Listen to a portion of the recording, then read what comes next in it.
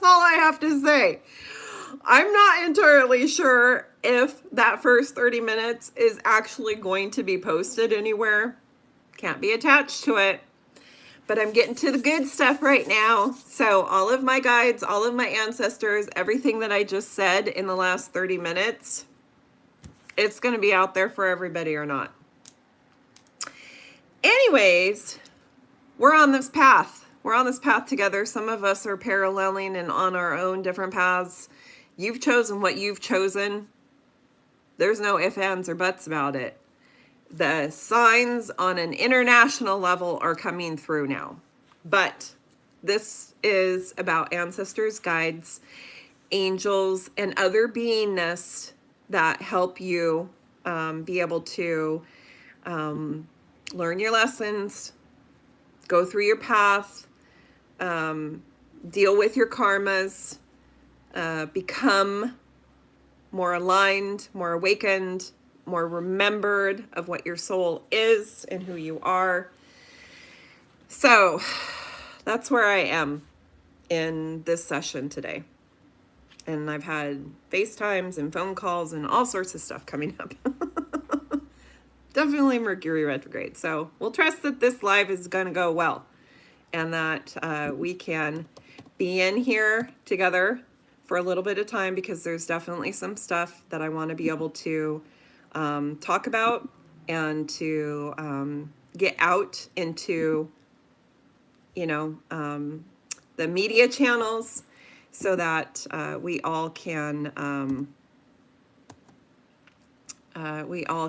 grow and learn together, because this is what we're here for. This is, you know, what we are destined to do in our lifetimes in one way, shape, or form. To be here and to, you know, assist in the expression of God and Goddess. So, let's see. I'm going to pull up some stuff here because I just had everything shut down on me. Okay, I have lots of notes. I already went through some of them. I already did my Kleos and Philos of my angels, guides, ancestors, and other beingness. If that video is up and posted, you can see that. We're going to move on. 2 predominant lineages. This is one thing that I do need to preface before I move on. One is DNA.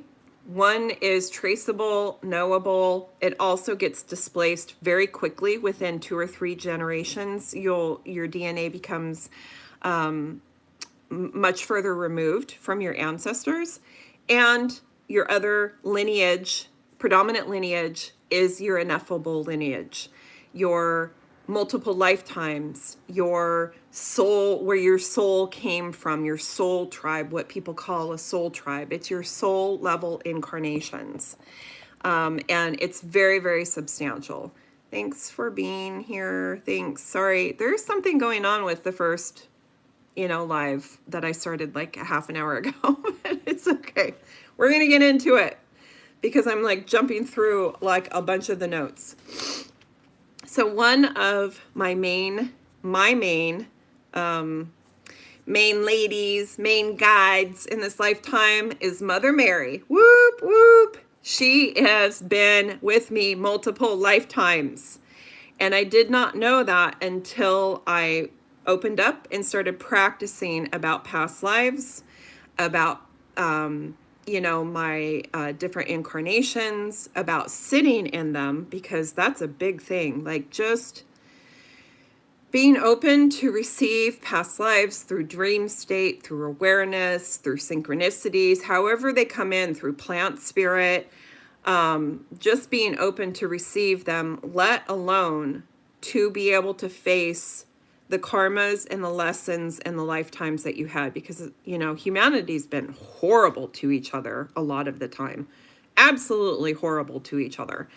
We're still incredibly fucking horrible to each other. And I can't, I'm a glass half full person. I always will be.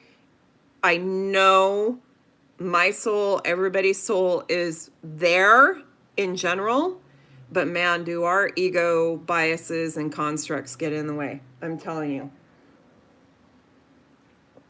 And so Mother Mary After I started on my spiritual awakening in this lifetime many years ago, decades ago, came through to me. There's many guides and many beingnesses that have helped me at different points in this lifetime and many other lifetimes, but Mother Mary has been there so much. Sorry, I'm reading. Subject is ancestors, angels, guides, or other beingness that is here to help you and to be able to distinguish about whether or not you're able to receive communications and help from them, because if they're not for you and they're not divine, it's very, very important to understand your soul's sovereignty and your divinity, so that that which does not serve you is not able to communicate with you, cannot manipulate you, is not there to help serve you. So that is an inner cultivation. But you do also need to remain open, because other beingness can come in so many different types of forms to help be a guide and to help advise you within the ineffable, within the dimensionality and the realms. So, marriage.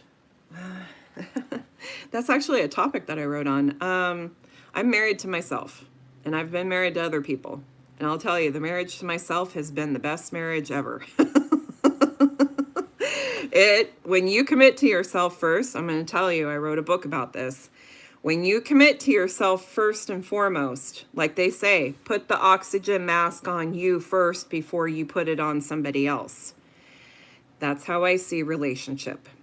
If you are not doing your work, who are you attracting? Who are you marrying? I had to learn my own lessons.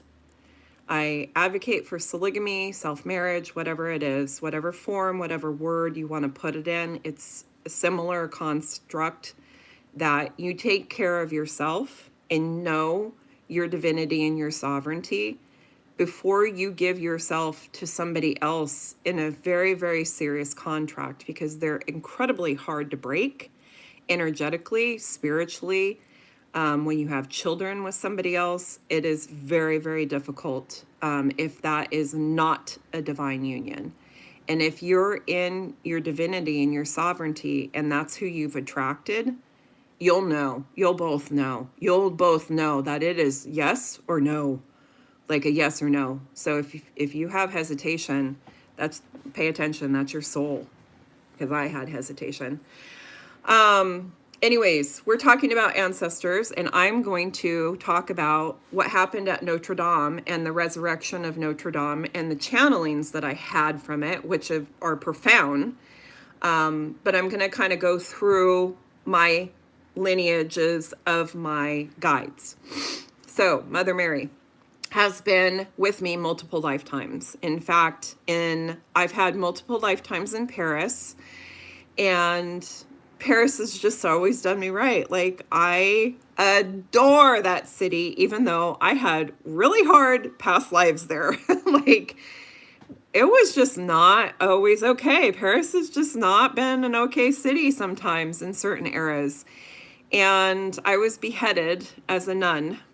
And it was really, really traumatic. It was so difficult. Yeah. I was ratted out by my own, church, my own, family, my own church family. Yeah, it was just really difficult, but Mother Mary was there with me. She was there with me at the very end. She was there with me through what was going on, through the, just horrible things that people were saying and doing to me. She was there with me at the final moments in that lifetime. And she came back to me in this lifetime. I'm so grateful for her. She tried to talk to me in another Parisian lifetime after that, but I couldn't. I was hiding so much from what had happened about being beheaded in the lifetime before, that I was just like, no, I'm going to be fringe. I'm going to be on the outskirts. I'm not listening to anybody. But in this lifetime, because I have been open and because I have been practicing to receive and communicate and listen to and pray for and seek advice from ineffable beings, not just human, not laws, not ego flawed, biased, control, manipulation, ineffable beings. When they're for you, and you are clearly shown the synchronicities, you are clearly shown the signs, you just know in your heart and your soul that that is the truth. When they come to you like that, like when Jesus came to me like that, I was like, that's it. That's the fucking standard. That is the standard. When your entire being, like my body is right now, resonating at such a high frequency because you know that that truth is standing in front of you and telling you something, just like the prophecies, just like all the divine interventions that have been written about in the Bible and all sorts of different other religious texts and cultural texts forever. When that truth seeks you out, it does not matter what form it comes from. It does not matter what dimension or realm or beingness it comes from. It is fucking for you. And you will know. So when they come to you, and then everything kind of just lines up, and you are shown something over and over, and you have that feeling over and over, you're doing the work. And sometimes it's really, really difficult, man. That beheading lifetime, I ran from it multiple lifetimes because it was shitty. It was shitty. And when I was shown it in this lifetime, I couldn't figure out why I was so drawn to Paris. I grew up in a Mennonite valley, in a very remote, purposefully, conditioned off from society kind of lifestyle on a farm.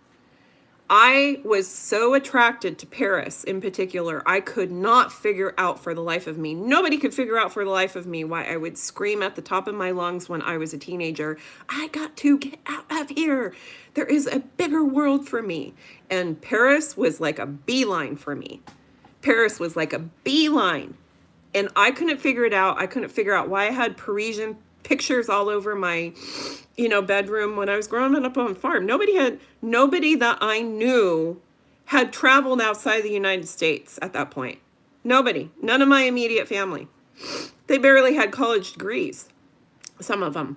So it made no sense other than my soul was crying out and saying, you got to do this work in this lifetime. You have to face this in this lifetime to be able to get past it and to be able to help yourself and other souls. Anyways, thank you for being here. Thank you for saying hi. I appreciate it. I have 111 subscribers. I'm so grateful for you. A divine number. I'm super, super grateful. Thank you so much. So anyways, Mother Mary, wow, she's been there, man. Sorry for the snifflings, but when you start getting into it, it's real. So she came to me in this lifetime. She showed me. She eventually showed me. I eventually figured out why I was having so many visions and so many like astral time slips while I was in Paris. There was one time I went to Paris in the early millennium, and I'd even lived there. I'd even lived there for almost a year in the 90s before I had kids. I traveled there quite a bit. But there was one time that I went there in the early millennium, and I, for the first time, I'd always been attracted to Sacré-Cœur and to the 19th arrondissement, but I'd never been into Sacré-Cœur. And for those that know, Sacré-Cœur is up on the hill. It's kind of like where Moulin Rouge and everything was, and it's where all of this drama went down for me, and it was also one of the places that I frequented in the subsequent lifetime. And I walked into Sacré-Cœur, and I was literally in different time periods in each one of the different parcels and bay internally. I was drawn in by an angelic choir that was not in physical manifestation form. I heard a choir from the outside, and I was drawn inside because I wanted to see this choir. There is no choir inside. No physical form of a choir. And as soon as I started walking in there and I started walking around the main pulpit area, because I was just so completely out of my body. What is the first thing that I see? I see a statue of Mother Mary, and it is shining like it was metallic, shining like it was fucking metallic and reflecting everything off of it. And I was just like, whoa, that is the most insane statue that I've ever seen. It wasn't metallic. It was marble. It was like a man-made material. But what appeared to me was metallic and shining and glistening everything and light around and through and off of it like it was metal. And so I kept walking around the inside of Sacré-Cœur, and I remember seeing in the different smaller pulpits off to the side, people getting married in like the 1800s or the turn of the century, people being baptized, different time periods of people. I was absolutely in a portal astral traveling.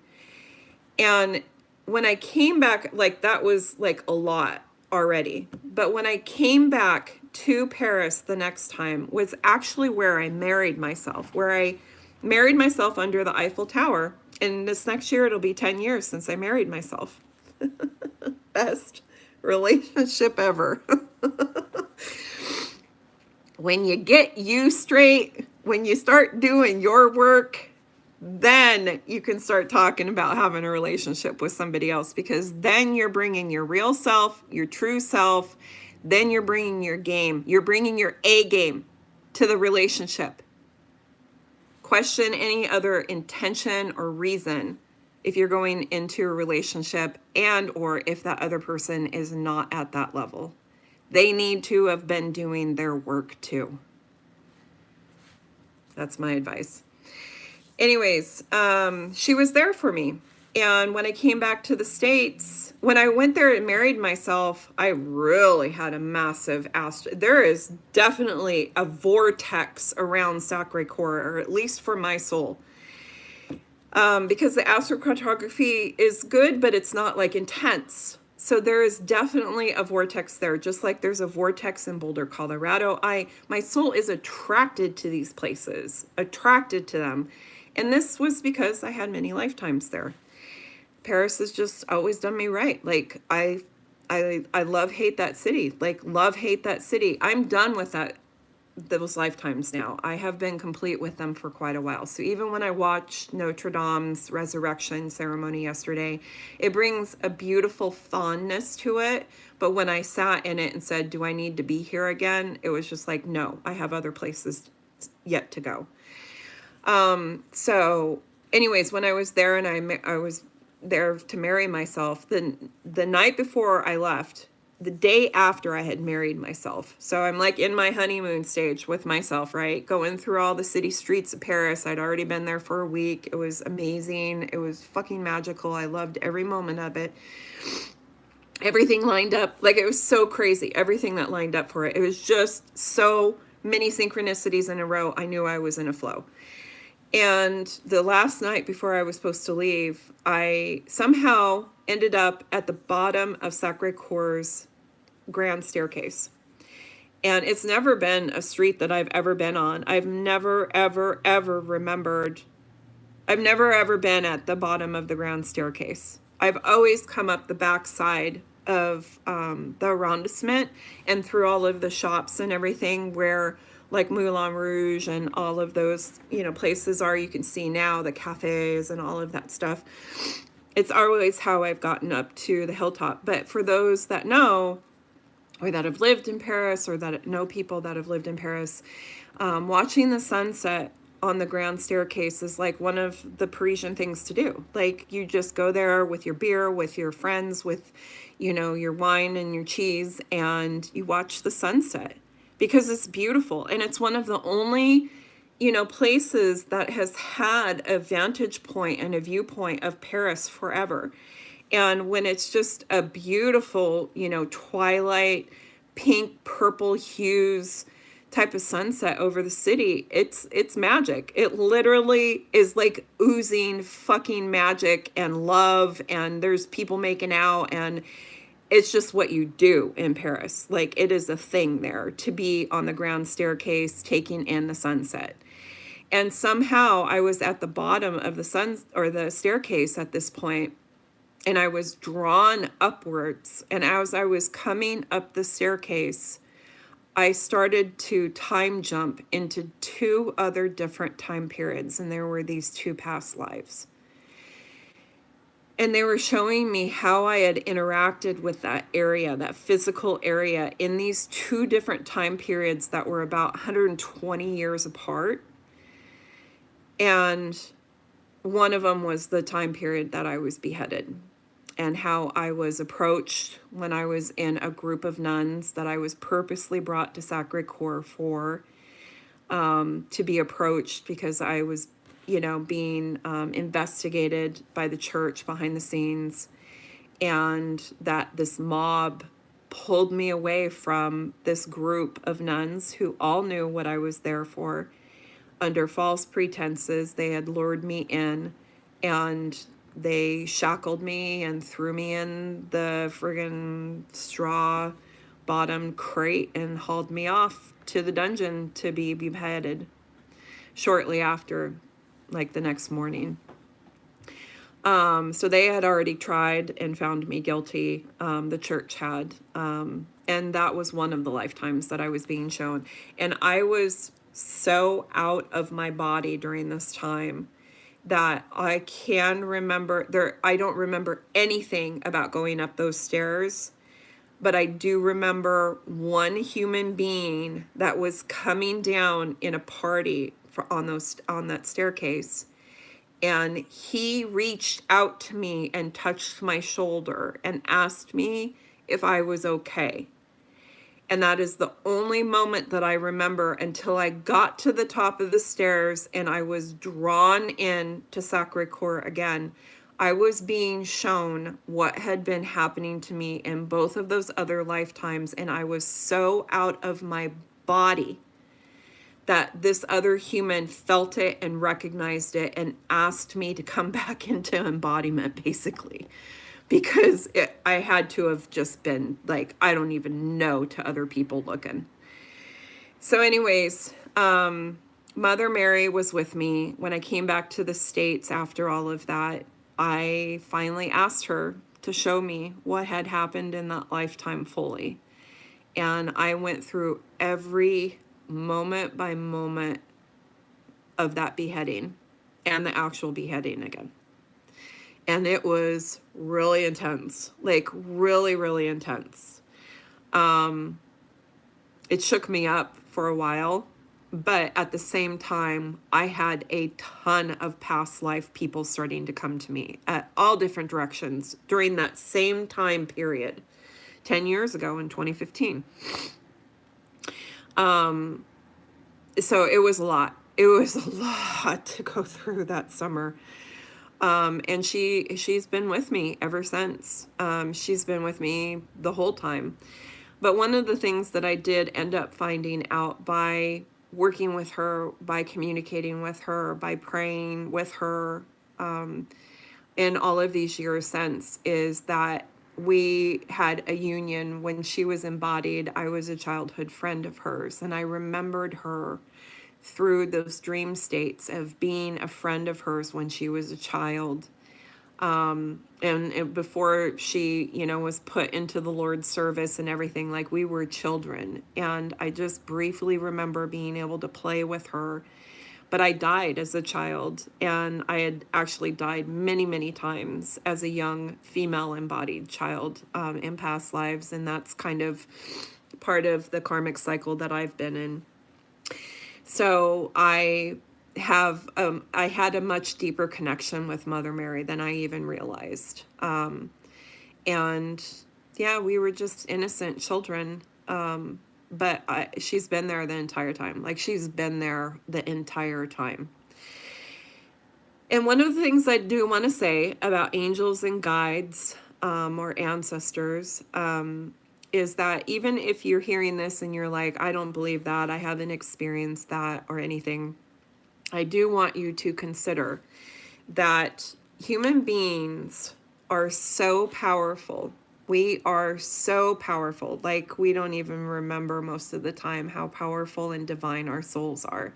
And when you do start remembering your divinity of your soul, it does not align to human embodiment and practice and social norms, like at all. Like at all. Like, you question everybody and everything in our social norms immediately. You are just like, nah, this is not the truth. Like, this is a man-made falsity. What the fuck is going on here? Like, but you have to live within it. Like, it's a blessing and a curse. It's like eating from the tree of knowledge, to start remembering your soul and to remember where your soul came from and to remember the divine design within your soul and frequency and what you embody every time you're in an embodiment, what you give to this realm. See, they want, a lot of people, a lot of these nefarious beings want to bring more and more light to this realm to be able to manipulate and control them, because we feed this realm with our different souls' designs and within our embodiments. And especially if they can learn to control your embodiment and control you and to manipulate you and your energy towards their favor. That's why you have to be very, very clear and get very clear and do your work to remember your soul. And I have worked with a couple of different people that have come to me, and I have seen their soul has shown me what their soul's design is and where they came from.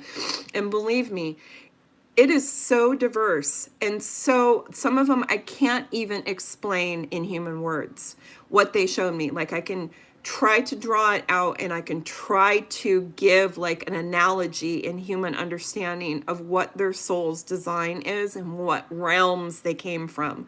But seriously, it is so intense and diverse what our souls are. But if you are remembering that, if you are in a practice of remembering your divinity, then things that I am telling you, and especially the stuff I'm about to tell you about Notre Dame and what I channeled yesterday, will resonate with you.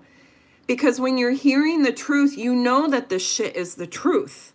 Your soul knows it's the truth. And if it's not the truth for you, then cut it off. Turn away from it. You know, don't recommend the channel, whatever it is. It might be for you in the future. It might not ever be for you. It might be for you in a near life, you know, a next life. You have to do the work, though. You have to be open to the experience and to be able to understand it, right?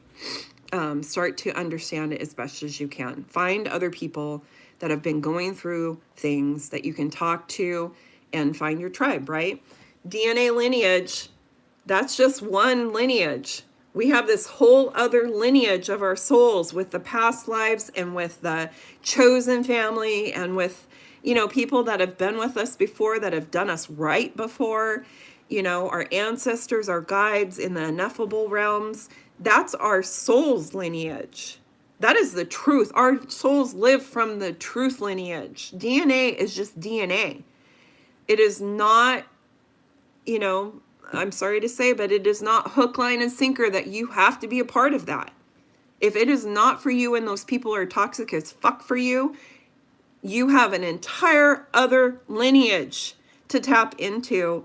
And ask for your angels and your guides and your ancestors to help guide you on it. They will tell you they are living, they are embodied from truth. That's how they resonate.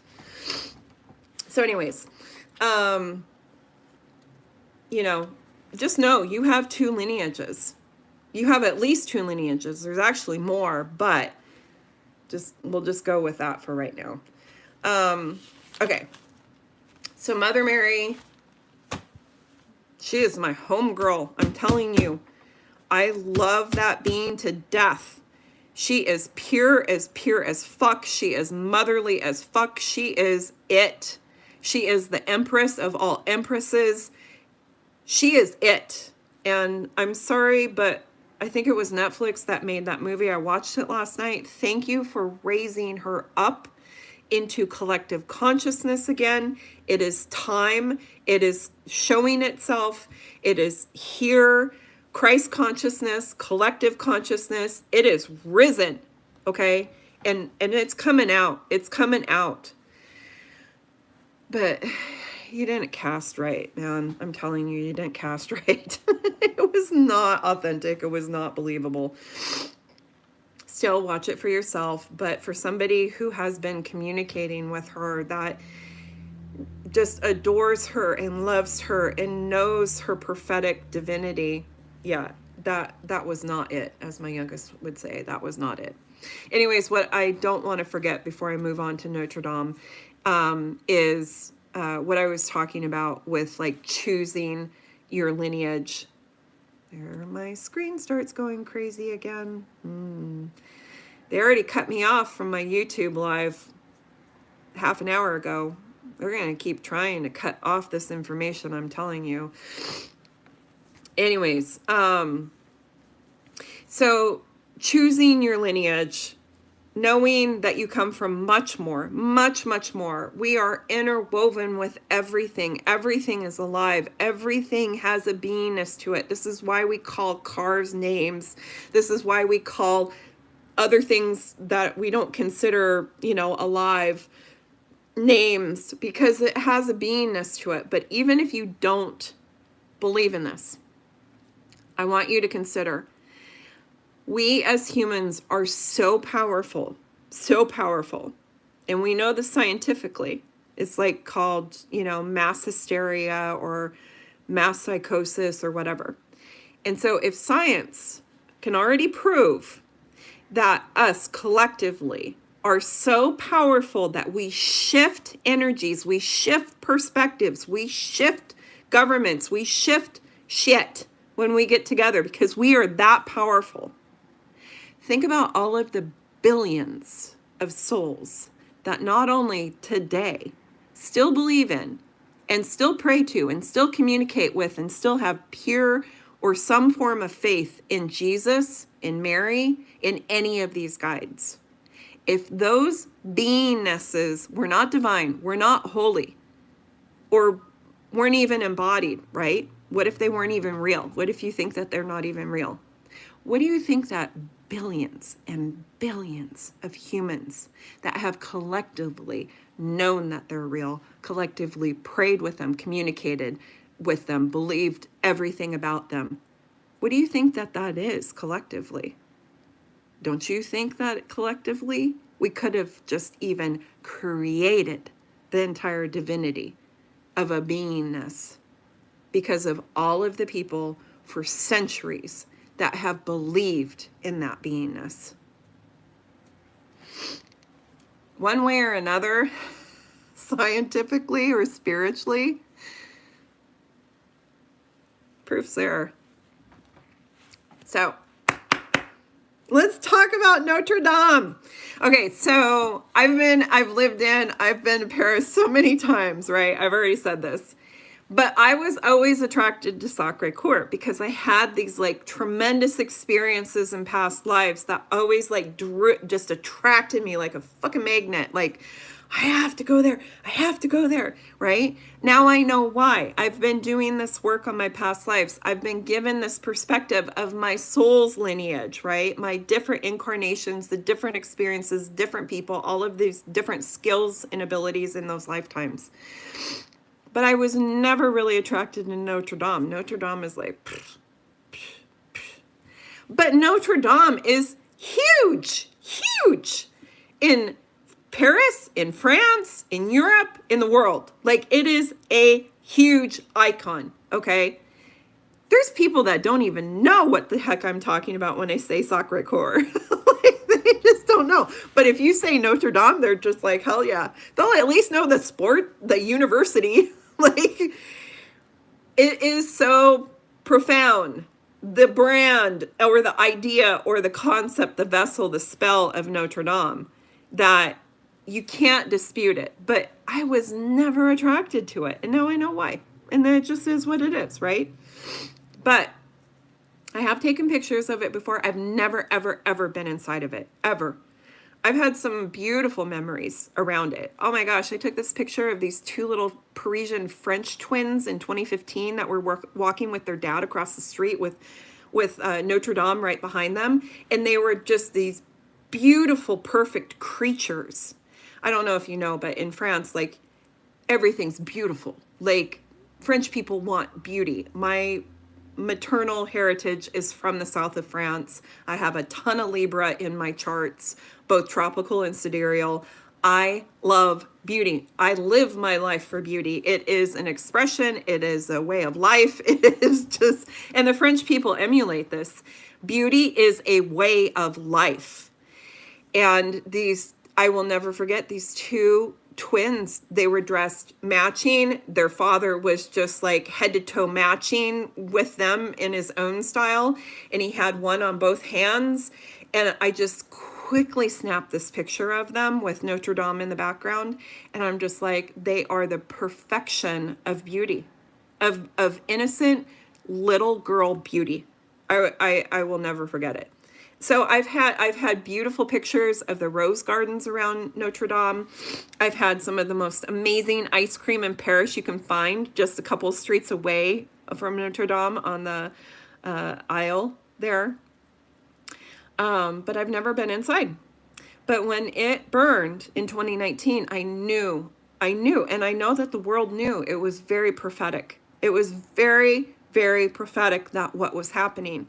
And at that time, I really, because I understood about Pluto and Capricorn in tropical, but I understood Pluto and Capricorn, and everybody had already been going through a lot of that stuff with the Catholic Church, and, you know, with the hierarchies and the systematic, you know, BS that happens, all of this ego construct coming in between us and our divinity, you know, with creator and creation.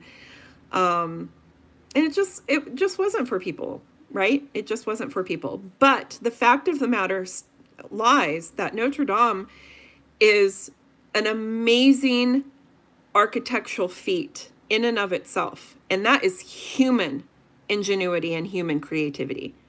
Notre Dame is an absolute engineering, architectural, just vision in and of itself. And because I'm going to get into the notes. So I'm just going to preface this by saying Christ consciousness has risen. Christ consciousness has risen. Whether you want to talk about it as Christ consciousness, whether you want to talk about it as collective consciousness, for those of us that have been on a path and that have been doing our work for a while, whether it's multiple lifetimes or in this lifetime, if you are on this fucking path with me and you are hearing this and any of this is lining with you as truth, we are on this path and we are rising. This was a sign yesterday and right now that is happening. Worldwide attention. Okay? And those nefarious creatures and demons and everything that has been trying to manipulate and control us so that we would not remember our divinity, they can go pound rocks because they know their time is limited now. So we have risen. Christ consciousness, collective consciousness, divine, compassionate, loving consciousness has risen, and it is going to continue to rise. Our paths have been chosen, and we are on the paths that we are on. So I trust you have chosen this one with me. Okay. Man, yesterday, I just couldn't have timed this better. Mother Mary kept telling me about a week and a half ago, you need to do a live about ancestors and angels and guides. And I was just like, hell yeah, I do. Hell yeah, I do. I want to just say thank you. Thank you from the bottom of my heart. Every single time you were showing me, you were guiding me, you were giving me the tarot, you were whatever it is. And I feel you, I feel you, I feel you. Even if I can't see it in this world manifested, I feel you, I'm with you, I'm walking this, okay? I'm walking this.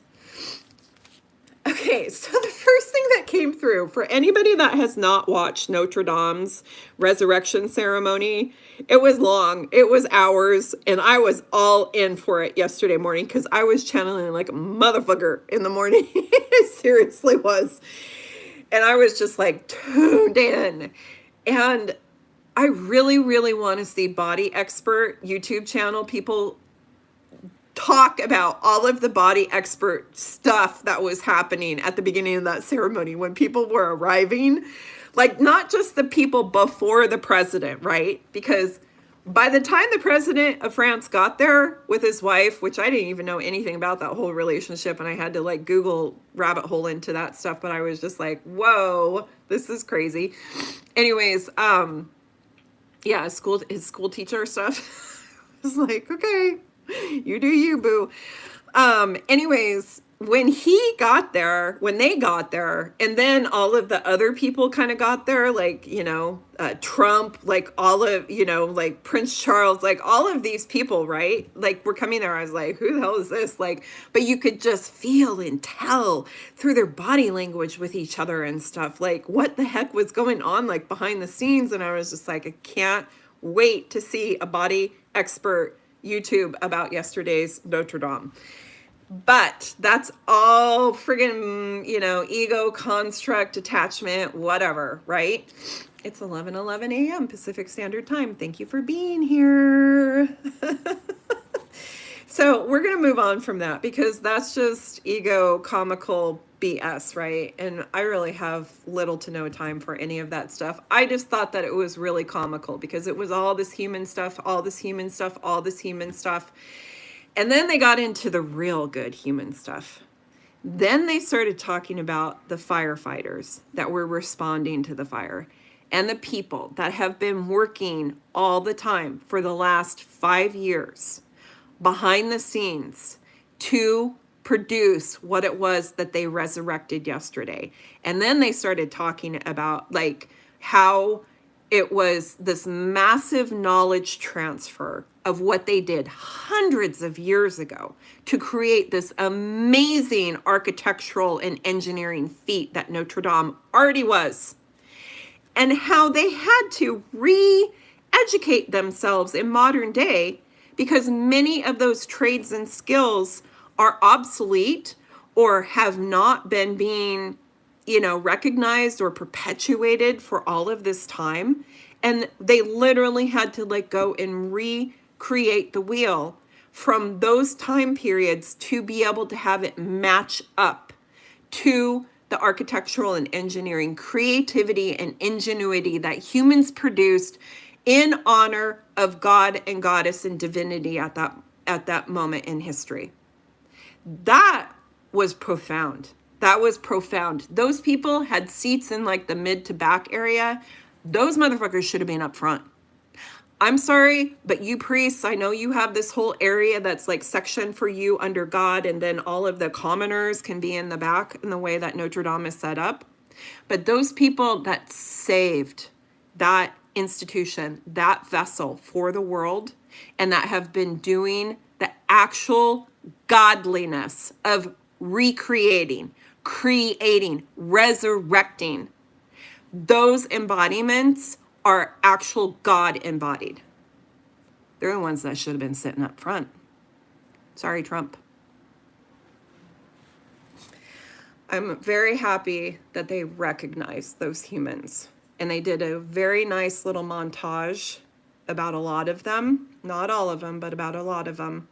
And that they were present at that ceremony yesterday because they deserve our highest honor. They are exactly what Notre Dame was and is a resurrection of. So this is what started coming through. First of all, speaking of humans and dignitaries, there was quite a few dignitaries not at it yesterday, wasn't there? There's some prominent ones from the UK, from the United States.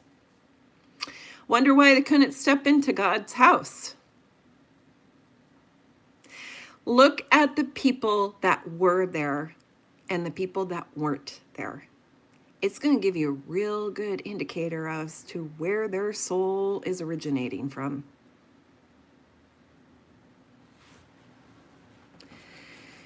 Yeah. I've already talked about this. I talked about it in our Politics Divided YouTube live a month or so ago, before the US elections. More evidence. Watch who you're following and listening to. Because if they can't even step into God's house, but their partner is, What does that say about where they're operating from? Okay. So when they were showing Notre Dame in 2019 going down in flames, at that moment in time, I had a different perspective of it, and I was wrong. I was wrong. I thought that this was, on purpose because the house of God needed to fall, all of these restrictions, all this ego construct, man-made construct, all of this stuff.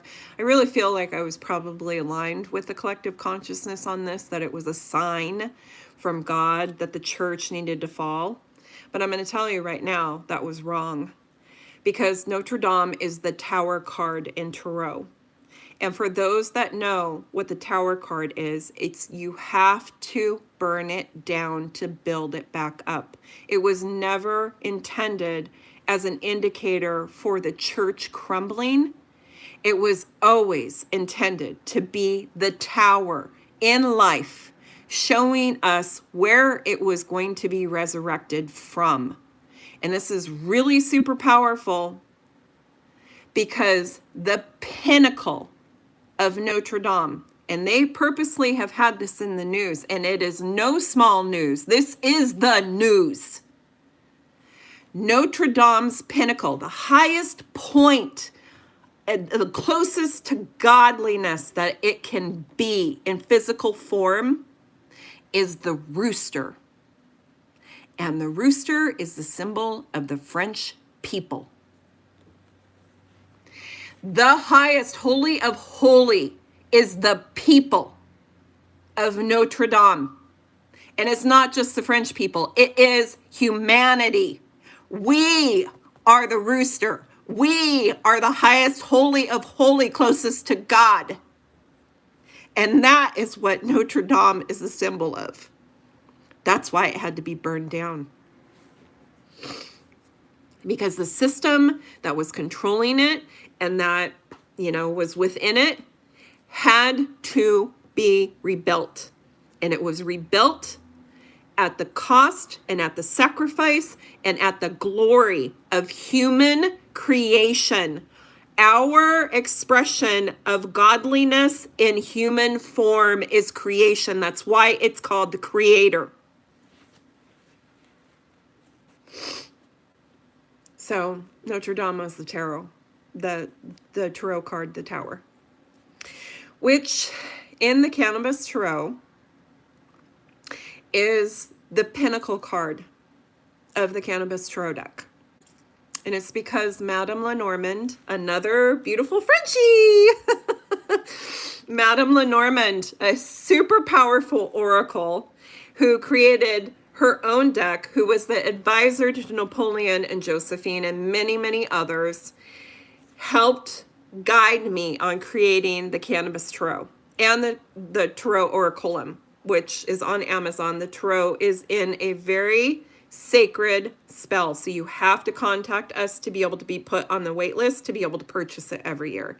But the Oraculum was purposely created to be on Amazon, to be out in the world. It's a bibliomancy tool. It will help you. It helps you understand the tarot and each card and all the lineages through each card. But Madame Lenormand's deck, one of the only cards that translated from the Oracle deck that she eventually created to the Tarot, is the Tower card. And that was the first card that came through me when I was channeling the Cannabis Tarot. And there's a reason. The the Tower card is so profound. And if you understand the differences between Madame Lenormand's Oracle deck and the Tarot card, and you see the Cannabis Tarot Tower card. That Tower card is two towers. It's not one crumbling. It's two towers. Because it's a nod to Madame Lenormand's Oracle deck within the Cannabis Tarot. Because not only is one tower crumbling, but another tower is coming up, and it is stronger, and it is firmer in its foundation, and it has the eagle rising above it and flying above it. So the Tower card has different archetypal understanding in different decks. But in general, what was shown to me is Notre Dame had to have a tower. It is the pinnacle of the tower card and what we have just seen in the last 4 or 5 years. Because it had to be resurrected. And it was resurrected at the benefit and as a symbol of humanity. There is not, it absolutely is a reason. And there is why now my computer is going crazy again. Pluto in Aquarius, Pluto at the end of Aquarius, or at the end of Capricorn, I apologize. Pluto at the end of Capricorn in 2019, 2020, what we've been going through with this fiasco for the last 4 years. It had to crumble before we started going into the fiasco because Notre Dame was being saved.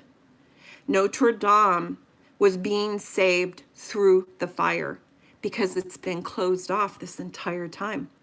It's been closed off to the 2020 fiasco this entire time. It has not been being affected the same way that the rest of the world has been being infected since 2020.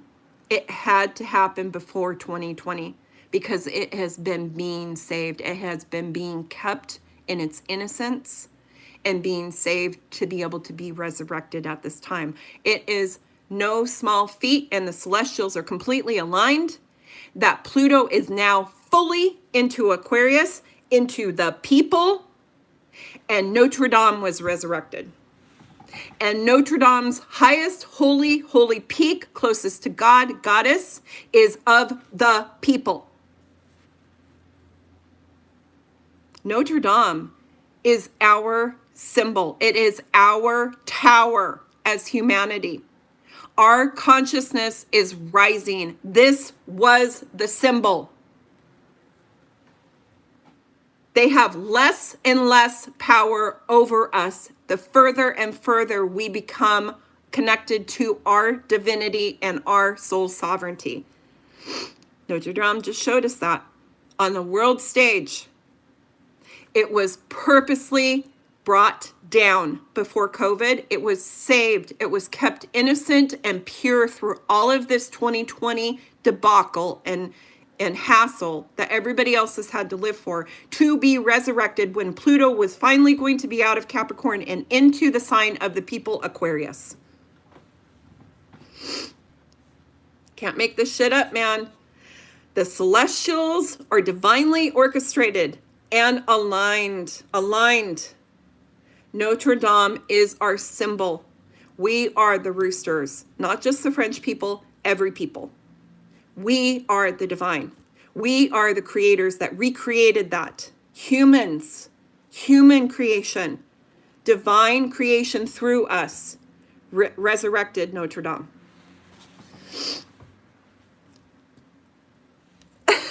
Losing my earbuds. I'm so happy to put this information out here. You have no idea. I'm just like, what? Okay. I've been through a lot of this. This has been like an hour and a half now, if I even have the first 30 minutes that's going to come back online.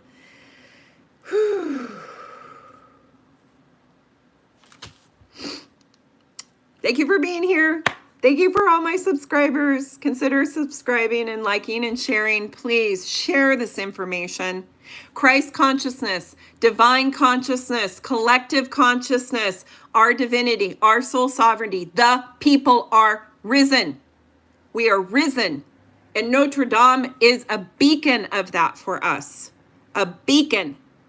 It was saved. It was the tower. It had to fall, it had to crumble so that we could see and realize our divinity within ourselves, our connection, our innate connection to the divine every fucking day, every moment, through every ancestor, every angel, every archetype.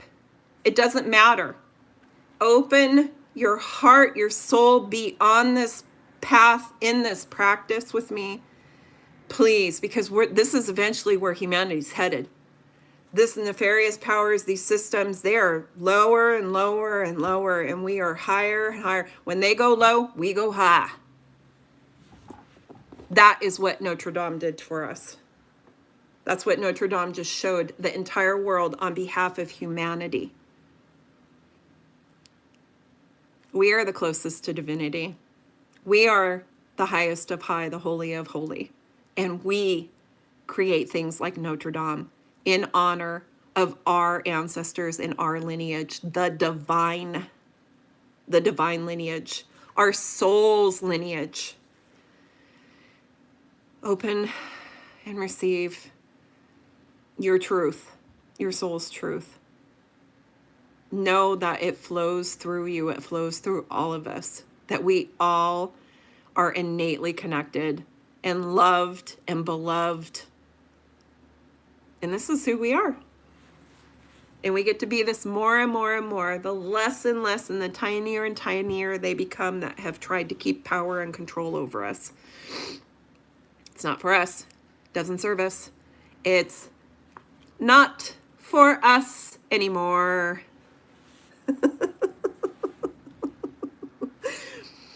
I love you. Thank you for being here. Thank you for my 111 subscribers. I am so ecstatic. Please go watch the Notre Dame Resurrection and pray and be in union and communion with your beloved ancestors and angels and guides and all the beingness that is there to serve you, because they are pulling some major strings behind the scenes for us, and they have been for a long time, and they deserve our love and our praise as well. Have a great rest of your Sunday and week. See ya.